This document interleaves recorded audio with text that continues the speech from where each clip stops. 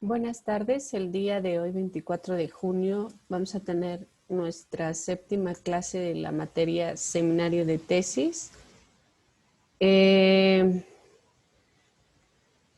Veo que algunas, todavía están como algunos temas medio, pues que no han quedado muy claros. Entonces, quisiera que hoy volviéramos a repasar sobre todo el tema de las citas y las referencias. Cuáles son los tipos de citas, por qué es importante referenciar a los autores o hacer referencia a los trabajos de otros autores, etcétera. Y también, si nos da tiempo, revisar algún ejemplo de lo que ustedes ya tienen. Hola, Yasmin, buenas tardes. Hola, Miss, buenas tardes. Les estaba comentando que el día de hoy vamos a revisar algunas cositas que veo que todavía están medio inconclusas y a revisar algunos ejemplos de tu tema y del tema de otra de tus compañeras de sus proyectos de tesis, ¿sale? Sí, Miss, gracias. Entonces voy a empezar a compartir de una vez porque se nos va el tiempo muy rápido. La clase número 7, vamos a hablar acerca del aparato crítico del proyecto de tesis. ¿Qué es el aparato crítico? Pues es básicamente las citas y las referencias bibliográficas, ¿no? Las citas de los autores, cómo citar las ideas de los otros autores y referenciarlos en la bibliografía o en la lista de referencias, ¿no? Que en realidad ya no se llama bibliografía, sino eh, lista de referencias. Pero bueno,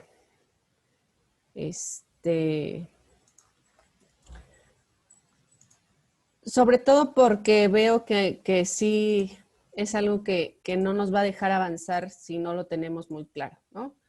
Entonces, como les decía, es un conjunto de citas, referencias y notas aclaratorias del trabajo. Esto con el objetivo de dar cuenta de los aportes existentes acerca del tema elegido y en los que éste se apoya, ¿no? Como ya les he explicado, pues si nosotros, nuestros argumentos y nuestro tema tiene que estar sustentado en ese otro aparato crítico, en esas personas que ya hablaron del tema, que ya investigaron del tema, que ya tienen una opinión al respecto, ¿no? Básicamente se trata de que a partir de esas opiniones nosotros hagamos una nueva opinión, nuestra opinión, y que la podamos cotejar con las demás para que esa tercera persona que nos lea, nosotros fuimos la segunda, esa tercera persona que nos lea diga, ah, ok, bueno, pues ellos piensan esto, se parece a la opinión original del autor o no se parece nada, lo critica o hace algún aporte, etcétera, ¿no? Entonces, en ese sentido, sirven de fundamento para elaborar nuevas ideas, nuestras ideas o las ideas de la tercera persona que nos va a leer, ¿no? Esto va a pasar solo si se respeta y da crédito a quienes ya han trabajado sobre ese tema, ¿no? Imagínense que la tercera persona que las leyó no las citó, ¿no?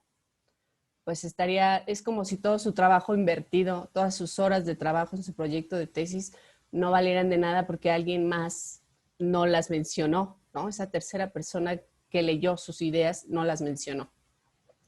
Para ello es necesario hacer referencia a la bibliografía consultada por ser la suma de los aportes que posibilitaron la escritura del proyecto de tesis. Exactamente, ¿no? Básicamente es eso. O sea, no podríamos pensar que nuestro proyecto de tesis surge de la nada, sino que más bien pues es la suma de esos aportes, ¿no? La suma de los aportes de otras personas, de las personas que leímos. Y no necesariamente tiene que ser así de, uy, o sea, me leí todo el marco teórico que existe acerca del tema, porque eso es imposible, ¿no? Por cuestiones de tiempo y cognitivamente es imposible. Pero sí podemos darle un buen resumen al tema, ¿no? O sea, decir, a lo mejor, pues existe, voy a acotarlo a de 5 años para acá, todo lo que haya de 5 años para acá. Entonces, bueno, pues ya no es tanto, ¿no? En esta otra, esta es súper importante, ¿no? La cita textual ¿Qué es? Pues bueno, sirve para saber de quién son las palabras que leemos. Una cita textual es la transcripción de lo que ha dicho otro autor dentro del trabajo que estamos redactando. Entonces debe de ir entrecomillado y con los datos en donde se pueda encontrar la cita. Es decir, el autor, el año, el título puede ser, pero no necesariamente. Hay publicaciones que sí, otras que no. Pero el autor, el año y el número de página, eso sí tienen que ir a fuerzas, ¿no?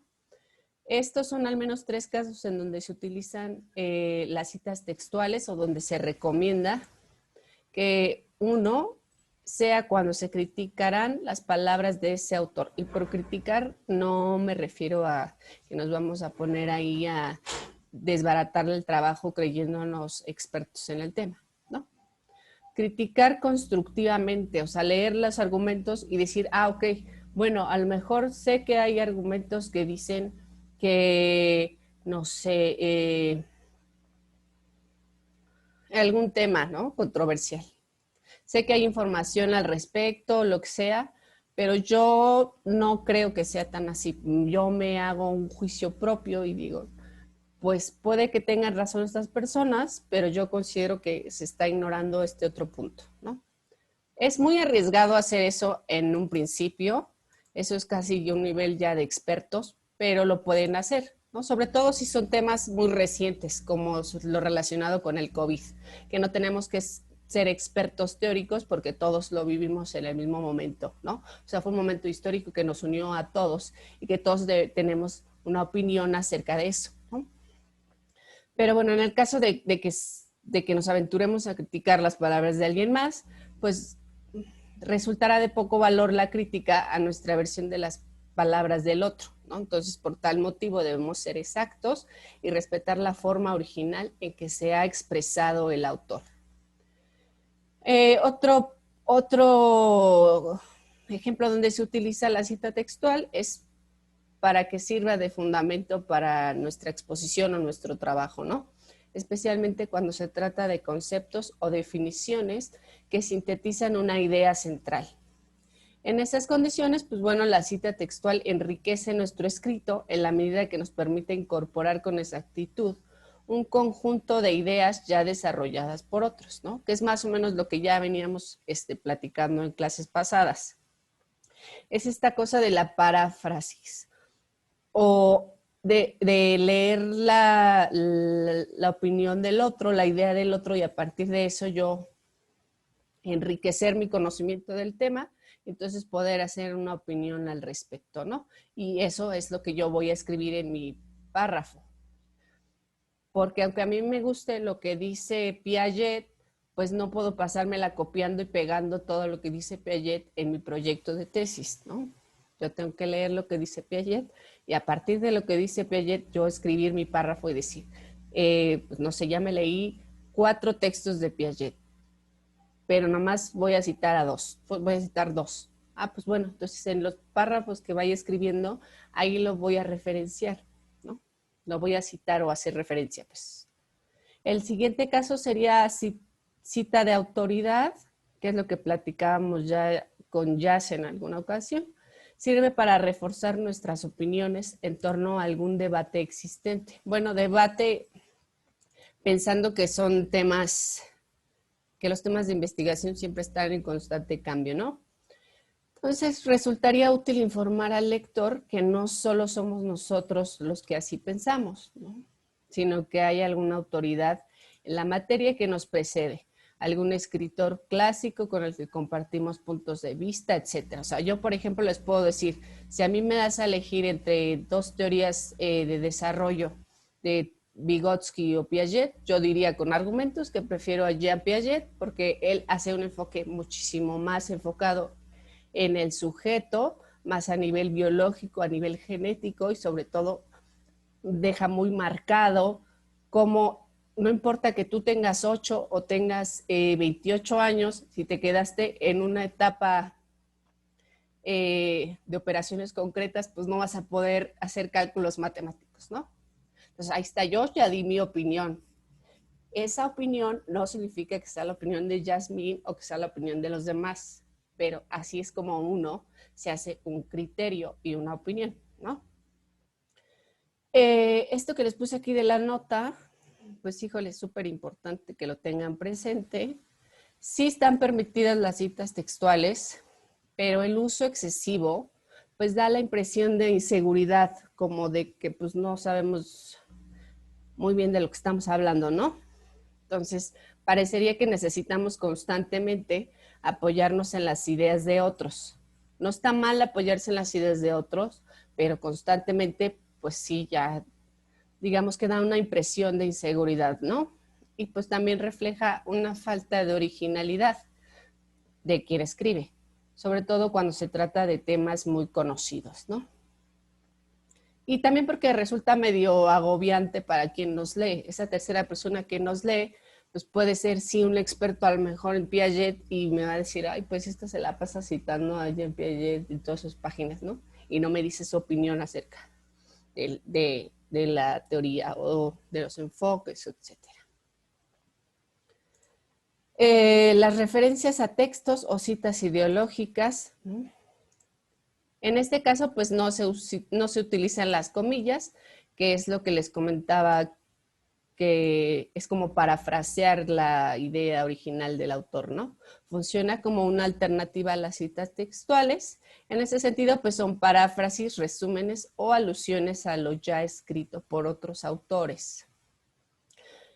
Ojo aquí porque no son menciones literales de lo escrito por el otro autor, por el primero, por el que leímos, ¿no? No son menciones literales, sino que recogen las ideas de este dentro de nuestra redacción.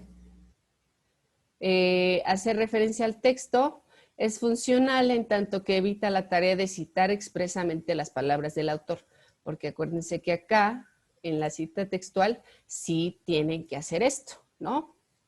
Entonces, pues entre más citas textuales pongan, pues doble chamba van a tener, porque tienen que estarme poniendo el autor, el año y la página. Pero si hacen esto, pues bueno, se evita la tarea de estar citando a cada una expresamente, ¿no? Y solo precisamos traer a colación indirectamente las cosas que son como más relevantes, ¿no? Ya sea ideas centrales o conceptos, etcétera. Entonces, en ese sentido, permiten apuntalar nuestras propias afirmaciones, nuestra propia opinión, sobre todo cuando tratamos materias sobre las que no pretendemos ser originales, ¿no? O sea, si bien es cierto que el exceso de citas textuales refleja una falta de originalidad, pues bueno, también es cierto que ninguno va a poder ser completamente o 100% original en un proyecto de investigación, ¿no? Porque nadie descubre el hilo negro. Todos ya pensamos en ese tema alguna vez. Y justo creo que eso es lo enriquecedor de los proyectos de tesis, ¿no? Que nosotros podemos aprender en el proceso y dejarle la oportunidad de que esa tercera persona que nos lea, pues también aprenda de nosotros y de lo que nosotros aprendimos, ¿no? Acerca de la bibliografía, en la lista de fuentes escritas o la lista de referencias bibliográficas, pues es básicamente donde se van a poner todos los textos que consultamos para elaborar el trabajo, ¿no? Se presentan ordenadas alfabéticamente, de acuerdo al primer apellido de los autores y con el formato APA. Una bibliografía tiene por objeto permitir que el lector reconstruya aquí el trabajo brindándole la posibilidad de corroborar las fuentes empleadas, profundizar sobre el tema y ampliar sus conocimientos al respecto. O sea, no es nada más como para que vean todo lo que yo me leí, sino para que tú, tercer autor, si quieres profundizar más en las teorías de Jean Piaget, pues te las voy a poner en la lista de referencias bibliográficas para que puedas reconstruir un trabajo como el que yo hice, puedas corroborar las fuentes, profundizar sobre el tema y pues ampliar lo que ya conoces acerca del enfoque, ¿no? También otorga seriedad y formalidad al trabajo, pues hace explícita su relación con respecto a la tradición intelectual ya existente. Entonces, como les comentaba, esto se hace pues casi que por tradición, pues sí, ¿no? Porque un trabajo de tesis no No es un ensayo, porque en el ensayo nosotros podemos poner nuestra opinión, ¿no? Pero en el trabajo de tesis, pues sí amerita una cosa muchísimo más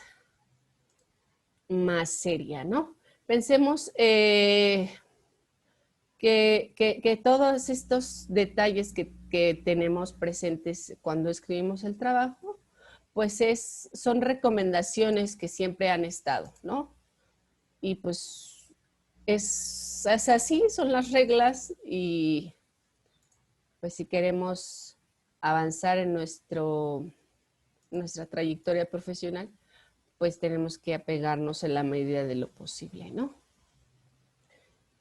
¿Hasta aquí alguna duda, Jazz? Pregunta, comentario.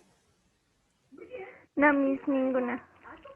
Bueno, entonces voy a compartirles bueno, quiero que veamos ahí se supone, ¿no? Acuérdense que en la plataforma, pues están aquí varios recursos, o sea, nada de que es que yo no sé cómo es el formato APA maestra. Bueno, pues en todos los bloques de la materia les pongo un recurso, ¿no? El de Maldonado me parece que es el mejor, es el que resume muchísimo mejor las cosas. También está el manual de normas APA séptima edición de Moreno y Carrillo, es un resumen. También está este video de cómo hacer la bibliografía en formato APA. Y el día de hoy, pues también vamos a aprender o profundizar justo en este tema de aprender a redactar tus párrafos. Pero antes de que veamos el video, quisiera que revisemos un ejemplo de los dos trabajos que ya revisé. Este primero es acerca de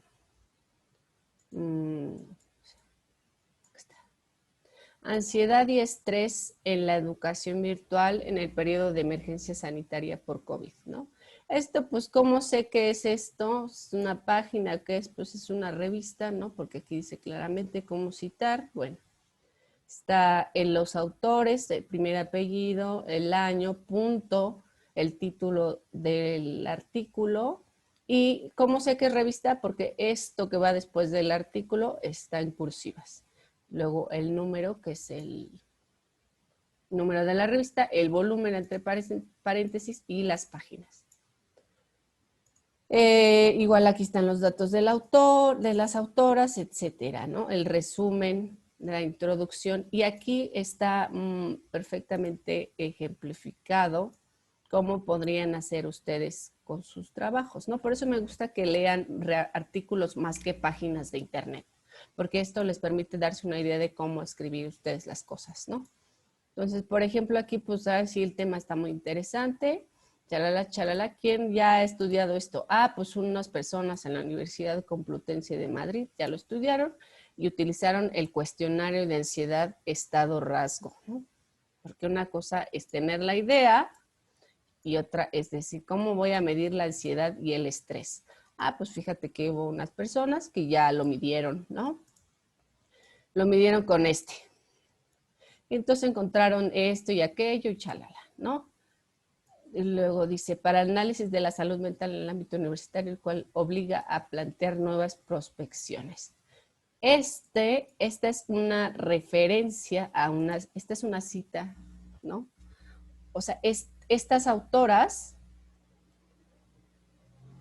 Marta, Nelly y bueno, y Lalo, están haciendo mención a Martínez, Otero y Pérez para relacionarlo o para hacernos ver a nosotros los lectores que estos resultados pues también han sido útiles en el análisis de la salud mental, ¿no? Entonces, regla número 1, todas las citas que estén en el texto tienen que estar en las referencias bibliográficas. Nos vamos a ir a las referencias bibliográficas a ver si estas tres personas referenciaron a Martínez Otero. Ah, sí está, ¿no? Aquí está. Martínez Otero Pérez, ansiedad en estudiantes universitarios, estudio de una muestra de alumnos de la Facultad de Educación. Pues como me interesa profundizar en el tema, ¿no? Pues vamos a buscarla ahí, ¿no? Pues ya, a ver si sirve el enlace. Aquí está. Ansiedad en estudiantes. Esta persona pues ya lo investigó, o sea, investigó la ansiedad desde el 2014, pero pues la pandemia es reciente, ¿no? Pero bueno, vamos a ver qué nos tiene que decir Valentín Martínez acerca de la ansiedad, ¿no? O lo que encontró. Pues resulta que él utilizó también el cuestionario de ansiedad estado rasgo. Entonces, si ya Valentín lo utilizó y ya lo utilizaron también estas tres personas, ¿no? Ticona, Cela y Vázquez, pues a lo mejor sería conveniente que yo también lo utilizara, ¿no? Entonces, así, y si se van una por una, Cabeza y Palacios, pues él dijo acerca de los niveles adaptativos, ¿no? En la ansiedad. Pues vamos a buscar a ver aquí qué dice acerca de eso. Cabezas Palacio, niveles de ansiedad en estudiantes que inician y culminan la carrera en actividad física.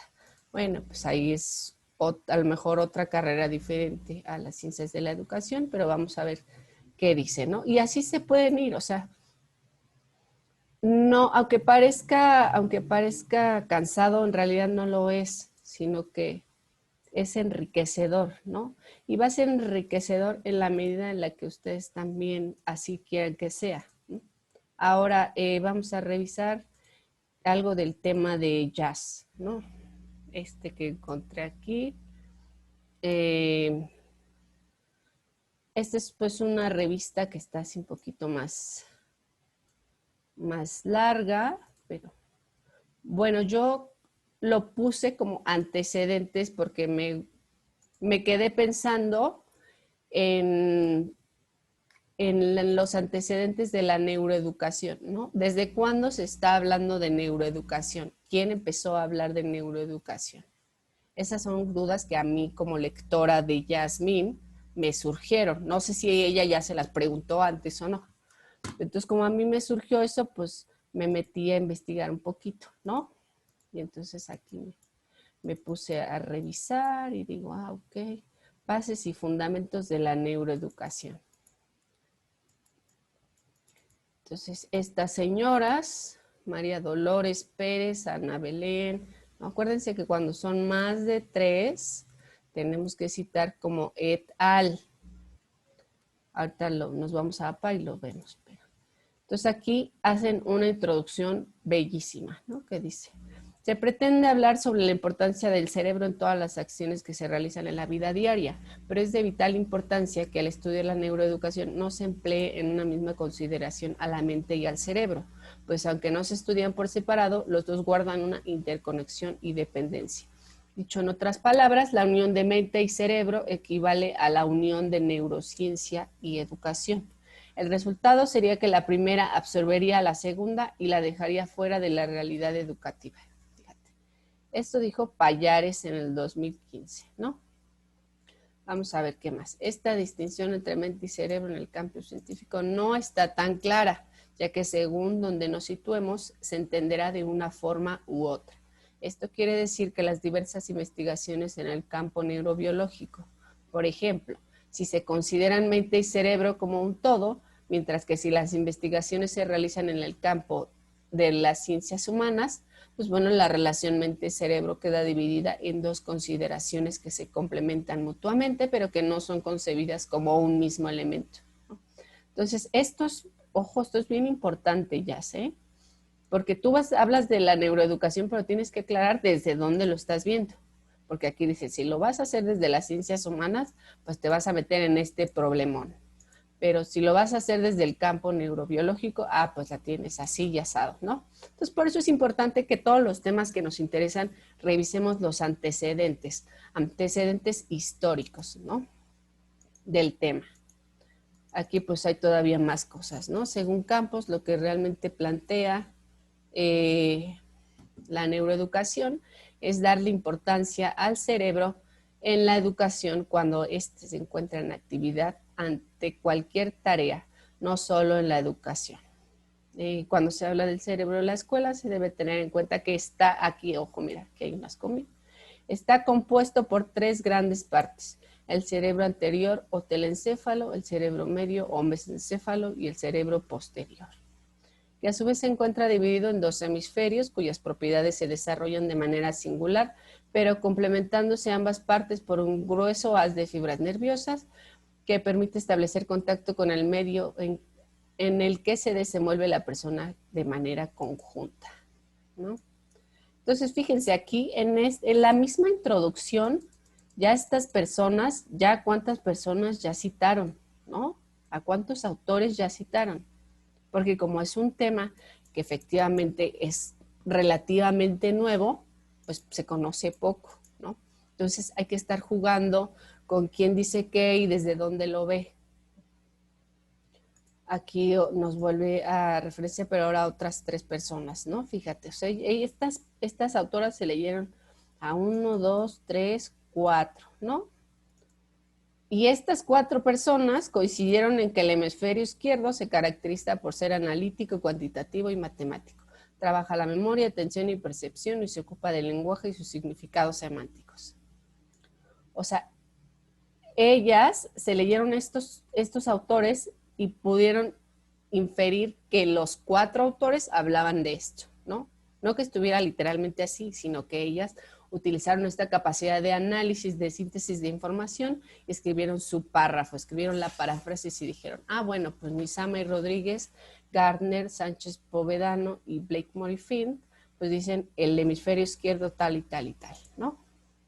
Entonces, esto es el ejemplo perfecto de lo que tenemos que estar haciendo constantemente en la tesis, ¿no? Un ir y venir de autores. En la introducción está llena de estas cosas porque, pues bueno, ellas se tuvieron que apoyar en otras opiniones, ¿no? Sobre todo en lo que estaba, digamos, lo que se estaba haciendo antes de que ellas publicaran esto, ¿no? Ahora aquí este otro apartado dice uno de los hallazgos que han marcado un hito en la educación y la forma de entender el funcionamiento de nuestro cerebro es la plasticidad cerebral, ¿no? Entonces yo aquí pararía y me preguntaría ¿cuál es la relación entre la plasticidad cerebral y la neuroeducación, ¿no? O sea, ¿por qué la plasticidad cerebral resulta ser tan importante? Pues ya tuvimos más o menos aquí una introducción muy amplia donde nos dimos cuenta que casi todo está enfocado a lo biológico, ¿no? No sé si ya tuviste oportunidad, Yasmín, de revisar algún otro artículo o trabajos similares a este. De mi tema no, en general sí. Sí he visto más o menos este tipo de citas y de estos documentos que están con citas. Ya más o menos sí, ya me empapé de la información y ya le estoy entendiendo más. Ok.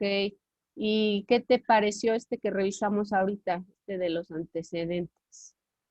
Sí está interesante. Sí me gustaría saber el. Bueno, pues como a Yasmín le gustaría saber, entonces yo mi obligación, obviamente, pues es que ella vea, ¿no? Entonces, acuérdense que aquí, donde dice citar, nos dicen el nombre de las personas, ¿no? Se llama Ujú. antecedentes y aproximación.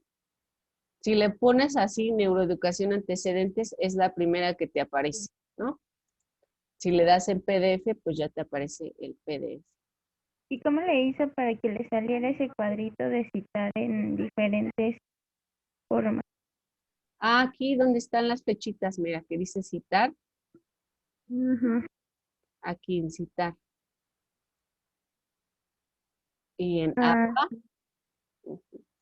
que ojo, tampoco creas que así está bien, ¿no? O sea, yo a ojo experto digo, aquí le faltan ciertas cosas, pero te puede servir para darte una idea de cómo hacerlo, ¿no? ujú. Entonces, Pues está ese, yo es el único que revisé, pero por ejemplo creo que te podría servir este también de neuroeducación en el aula. Eso, por ejemplo, en mi marco teórico podía poner esa parte de los antecedentes y ya después lo voy relacionando con la educación y ya después lo voy relacionando en el desarrollo del niño y luego en el aula, ¿no? Podría ser como Sí, sí, así poniendo. exactamente. Mira, si estás de acuerdo, voy a ponerte un video, bueno, a ti y a tus compañeras que van a ver la grabación, donde esta persona nos explica justo eso, ¿no? Cómo redactar los párrafos, porque luego eso es lo que nos cuesta trabajo, ¿no? Decir, Ujú. cómo voy a brincar de neuroeducación a desarrollo y luego a educación en el aula, etcétera, ¿no? Entonces, Sí. creo que esta persona lo explica muy bien, nada más que no, Um, no le puse el sonido. A ver, ahí está. Hola, queridos hablantes. Soy Alberto Bustos. Los párrafos son los ladrillos con que se construye un texto. Por eso, si no construimos con materiales sólidos, nuestro texto se vendrá abajo. Hoy te voy a explicar lo que necesitas para redactar con párrafos que les den un buen soporte a las ideas que quieres expresar y que ayuden así al lector a entender el texto. Para empezar, ¿cuándo hay que cambiar de párrafo? Eso nos lo va a marcar el contenido. Los párrafos tienen que tener unidad de contenido. Un párrafo debe expresar una idea, y solo una. Si te das cuenta de que en un párrafo estás mezclando dos o más ideas, es que estás haciendo algo mal. Tu texto tiene un problema estructural. Lo que debes hacer entonces es dividir ese párrafo en dos o en todos los que hagan falta para que cada uno contenga una sola idea. Es verdad que a veces existen ideas complejas que darían lugar a párrafos muy largos. En ese caso lo que procede es crear párrafos diferentes, de modo que cada uno de ellos contenga un aspecto unitario dentro de una idea compleja. Te voy a dar un truco para que compruebes si tus párrafos tienen unidad de contenido. Prueba a ponerles título. Si están bien redactados, te será fácil resumir su contenido con una pequeña expresión o con una oración muy breve. Y si esto no te funciona, es que tienes que revisarlos. ¿Y cómo se ordena la información dentro de un párrafo? Lo más importante tiene que ir lo primero. Hay un principio básico de redacción que es que siempre tenemos que empezar por lo más importante. Esto se aplica a todos los niveles estructurales del texto. La información más importante va al principio de un texto, al principio de un capítulo, al principio de un apartado y al principio de un párrafo. ¿Y qué extensión tienen que tener los párrafos? Una vez más, eso nos lo va a marcar el contenido. Unos tendrán que ser más largos y otros más cortos. Todo depende de la idea que desarrollan. Pero como norma general, vamos a ir a por párrafos de una extensión intermedia. Ni muy largos, ni muy cortos. Orientativamente, 10, 12, hasta 15 líneas es una extensión que puede ser razonable. De esta forma, ayudamos al lector a seguir el texto. En general, hay que huir de los párrafos muy cortos y también de los muy largos, pero sobre todo de los párrafos que son muy largos. Los párrafos largos fatigan al lector y aumentan las posibilidades de que abandone el texto. Cada vez que cambiamos de párrafo al leer es como cuando llegamos al descansillo de una escalera. Nos sirve para tomar aliento y continuar la marcha. Si la escalera no se acaba nunca, acabamos perdiendo el ánimo y al final nos damos por vencidos. Así que nunca, pero nunca debes tener un párrafo que ocupe una página completa. Eso es veneno para el lector y te puedo garantizar que además es que ese párrafo está mal redactado. En el extremo opuesto, tampoco es bueno redactar con párrafos muy breves. Si miras tu página y te das cuenta de que estás redactando con párrafos de 2, 3, 4 líneas, es que no estás desarrollando las ideas, o es que estás poniendo en párrafos separados contenido que pertenece a uno solo. Esto también le resulta fatigoso al lector porque le estamos obligando constantemente a dar saltitos y además transmite la idea de un texto un poco deslavazado, un texto que no se ha trabajado lo suficiente. Lo que sí viene bien es incluir de vez en cuando un párrafo un poco más largo o uno un poco más corto, así evitamos la monotonía y ayudamos a la lectura. Y a veces, pero solo a veces, ojo, está bien incluir un párrafo muy breve que nos puede servir para remachar una idea, para llamar la atención sobre algo fundamental de nuestro escrito. Como ves, la cosa tiene su arte, pero es importante que nos tomemos en serio la división en párrafos, sobre todo en textos que no están organizados en capítulos ni en apartados, porque entonces los párrafos van a ser el único elemento estructural que le da pistas al lector sobre cómo está organizado, sobre cómo está distribuido el contenido de nuestro texto. O sea, dónde empieza y dónde acaba una idea. ¿Y cómo se marca la división de los párrafos? Siempre el final de un párrafo se indica con punto y aparte. Ponemos un punto y cambiamos de línea. ¿Pero qué hacemos a continuación? Hay dos procedimientos diferentes que no debemos mezclar. El primero consiste en sangrar la primera línea del párrafo siguiente. Esto quiere decir que metemos la primera línea un poquito a la derecha. Y el segundo procedimiento es simplemente dejar una línea en blanco entre párrafo y párrafo. Lo que no hay que hacer es mezclar lo uno y lo otro, porque eso es marcar dos veces lo mismo. Y eso no. Esto no. El primer procedimiento se usa sobre todo con textos que están concebidos para una lectura más lineal, para un contenido más trabado, que se lee seguido. Por ejemplo, para una novela, para un trabajo académico. Y el segundo procedimiento se usa más con textos que vamos a leer entresacando información aquí y allá. Piensa, por ejemplo, en una carta comercial o en un informe técnico.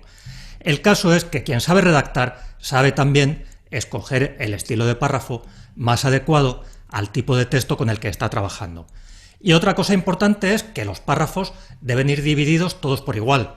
No puede ser, por ejemplo, que estés separando todos los párrafos con una línea en blanco y que de pronto llegues a uno y ahí hagas punto y aparte, pero no dejes línea en blanco. Esto es típico de principiantes. O es un párrafo o no es un párrafo, pero no hay nada intermedio entre el párrafo y el no párrafo. Y ahora, la curiosidad del día. Esta es una hermosa tradición del blog de lengua que inauguramos hoy oficialmente. En cada vídeo vamos a ver alguna palabra o algún dato curioso sobre nuestro idioma. Estos son cosas que no sabe nadie. Solamente las sabe la nación de hablantes del blog de lengua. Hoy, para empezar, ¿a que no sabías que todos los verbos nuevos van a parar a la primera conjugación? En español tenemos 3 conjugaciones: amar, comer y vivir. Ar, ir.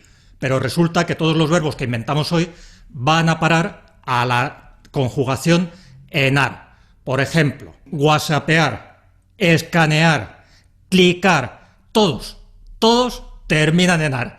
Y si se te ocurre alguno más, pónmelo en los comentarios, así nos enteramos todos. Suscríbete a este magnífico canal para seguir aprendiendo sobre redacción.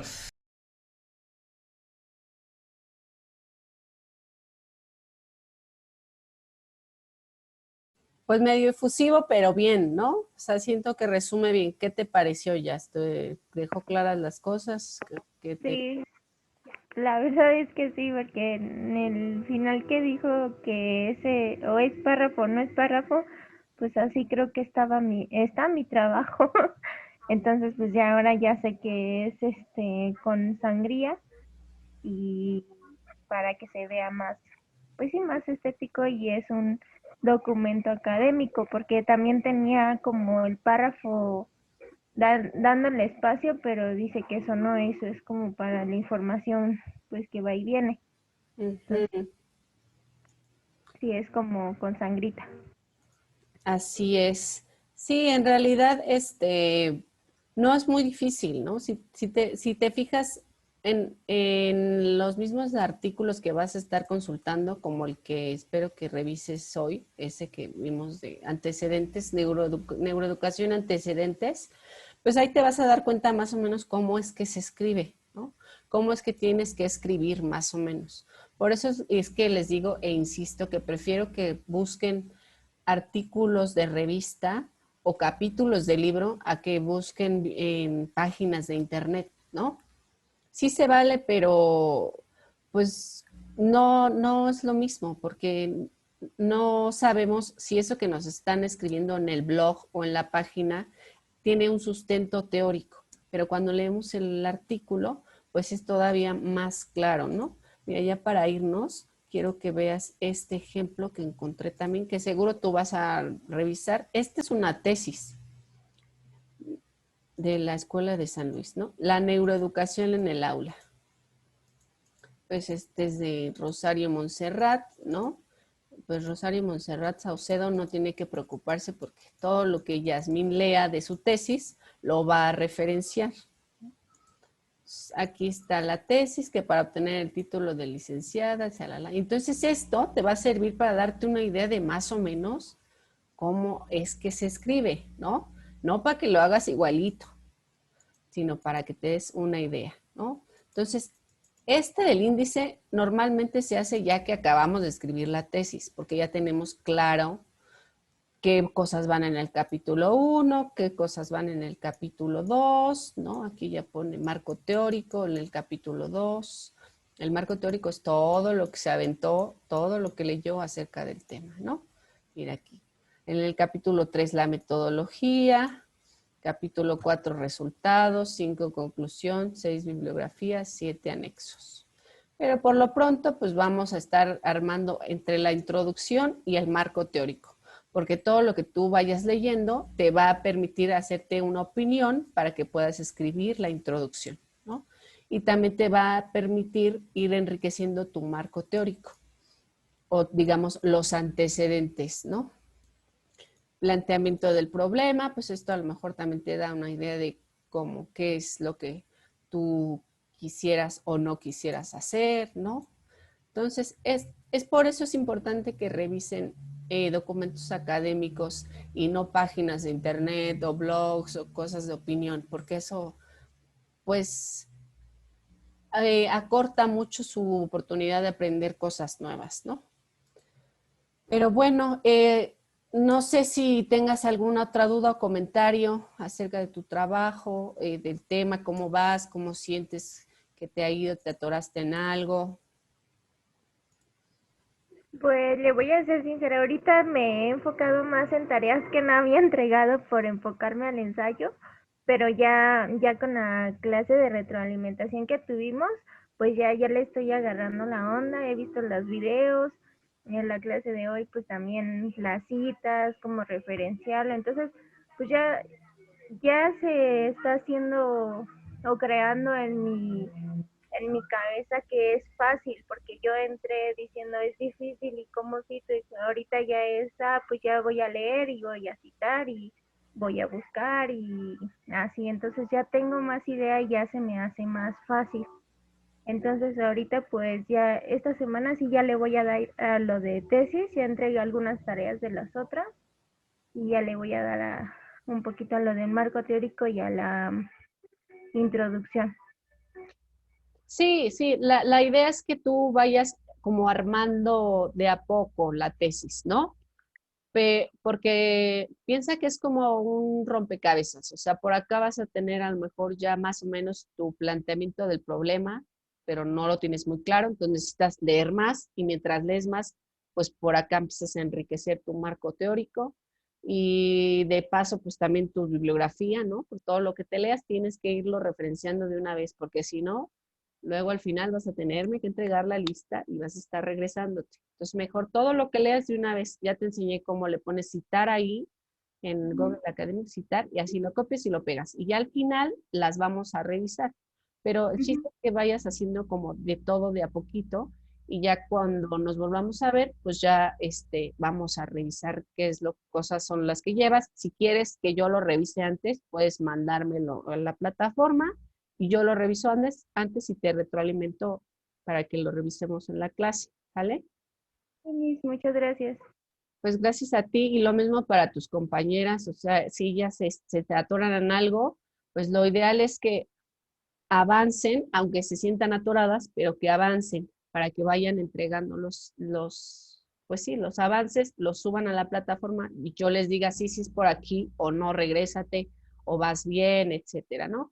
Pero el chiste es que avancen. Y Sí, cualquier cosita ya saben que me pueden escribir por plataforma o por el WhatsApp, ¿sale? sí, Miss, muchas gracias. De nada, que tengan buena noche, hasta luego.